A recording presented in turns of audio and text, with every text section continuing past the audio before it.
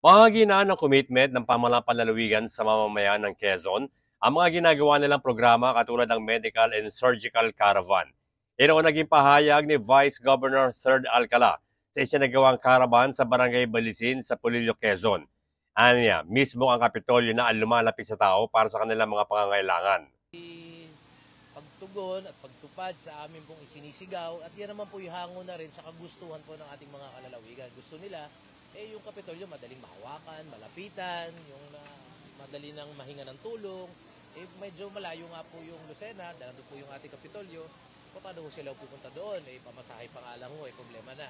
So ang atin po, tayo na po pumupunta, dito na po, lahat po ng pangangailangan ninyo, sabihin nyo na, lahat po ng problema, nang nalalaman po natin at nagagawa ng paraan sa lalong madaling panahon.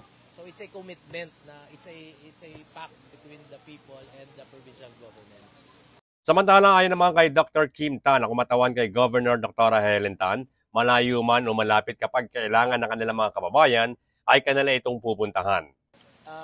Alam niyo, itong Quezon nga, madami kasi tayong kalalawigan na hindi talaga nahihirapan silang kumuha ng mga services kasi malayo, may dagat, tatawid, nasa bundok.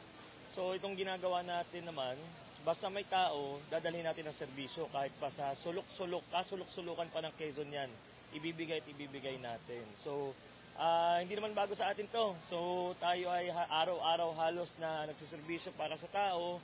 Basta tuloy-tuloy lang tayo hanggat may kailangan, hanggat may hinihingi sila, ibibigay at ibibigay natin. Bert Abrigo nag-uulat para sa DZDG 96.7 Destiny Radio at your service.